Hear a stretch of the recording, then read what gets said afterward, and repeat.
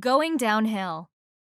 An elderly lady visited the doctor with a list of complaints about her deteriorating health.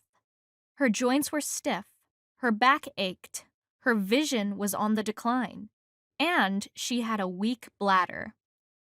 "I'm afraid," said the doctor, "you have to accept it. As you get older, things will start to go downhill. After all, who wants to live to 100? The woman replied, "Anyone who's 99. The Rose. An elderly couple had dinner at another couple's house, and after eating, the wives left the table and went into the kitchen. The two gentlemen were talking, and one said, "Last night we went out to a restaurant, and it was really great. I would recommend it very highly." The other man said, "What's the name of the restaurant?" The first man thought and finally said, "What's the name of the flower you give to someone you love? You know, the one that's red and has thorns." "Do you mean a rose?" "Yes, that's the one," replied the man. He then turned towards the kitchen and yelled, "Rose, what's the name of that restaurant we went to last night?" True love. An elderly gent was invited to his old friend's home for dinner one evening. He was impressed by the way his buddy preceded every request to his wife with enduring terms. Honey, my love, darling, sweetheart, pumpkin, etc. The couple had been married almost 70 years, and clearly they were still very much in love. While the wife was in the kitchen, the man leaned over and said to his host, "I think it's wonderful that after all these years, you still call your wife those loving pet names." The old man hung his head. "I have to tell you the truth," he said. "I forgot her name about 10 years ago." The wrong way. An elderly man was driving on the motorway when his mobile phone rang. It was his wife. "Arnold," she said, "I heard on the news that there's a car going the wrong way on the motorway. Please be careful." "Hell," exclaimed Arnold. "It's not just one car, it's hundreds of them." Lifetime prescription. An elderly man returned from the hospital looking worried. "What's the matter?" asks his wife. "The consultant said I have to take one of these tablets every day for the rest of my life," the husband replied. "That's not too bad," said the wife, trying to cheer him up. "It is," said the husband. "He only gave me 7.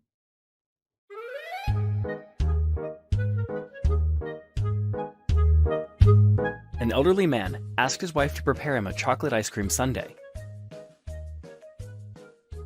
She went to the kitchen and returned half an hour later with a plate of scrambled eggs. Seeing this, the husband complained, "Where are the sausages? I asked for sausages." The doctor said to his elderly patient, "I've got some good news and some bad news. The bad news is, we've had to amputate both of your legs." "What's the good news?" asked the patient, horrified. "The man in the next bed wants to buy your slippers." After years of suffering from impaired hearing, a man was finally given a new hearing aid that allowed him to hear perfectly. Monitoring his patient's progress, the doctor remarked, "I'm sure your family are delighted that at last you can hear again." The man said, "I haven't told them yet. I just sit around and listen to their conversations. I've changed my will 5 times in the last 2 months." A London widow decided to prepare her will and make her final requests. She told her solicitor that she wanted her ashes to be scattered all over Selfridges. "Why Selfridges?" asked the solicitor.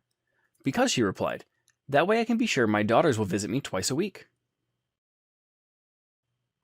A middle-aged woman accompanied her husband on his annual medical checkup.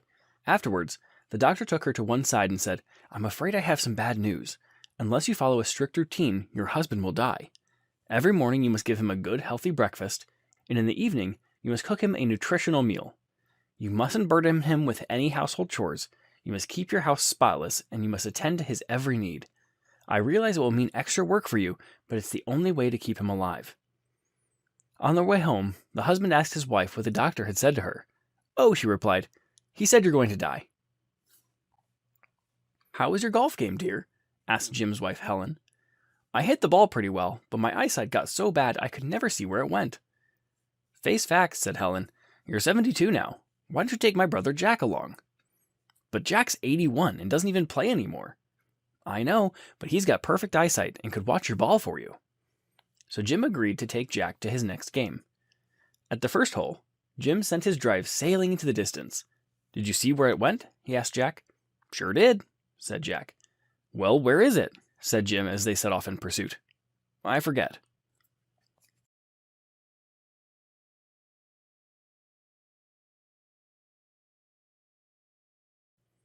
An elderly man went to the police station to report that he thought his wife was trying to poison him. "Are you sure about this?" asked the officer. "Absolutely," replied the man. "I am convinced that she's poisoning me slowly but surely. So what should I do?" "Don't do anything yet," advised the officer, "but remain vigilant at all times with regard to what you eat and drink. In the meantime, I'll talk to your wife and attempt to ascertain whether or not your suspicions are justified. I'll get back to you." 10 days later, the police officer called the husband and said, "Well, I've spoken to your wife. In fact, I talked to her on the phone for 2.5 hours. Then she came down to the station and we talked for another 4 hours. Do you want my advice?" "Yes," said the husband anxiously. "Take the poison." Two old ladies met in the supermarket. After inquiring about each other's health, the conversation turned to their respective husbands.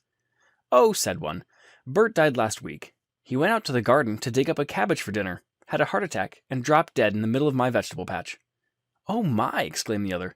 "What did you do?" "Came here to buy a cabbage." A senior couple were arguing about the wife's practice of leaving her car keys in the ignition. "But if I take them out of the ignition, I can never find them again," she explained. "That's all very well," the husband said, "but what if someone steals the car?" "No problem," the wife insisted. "I keep a spare set of keys in the glove compartment.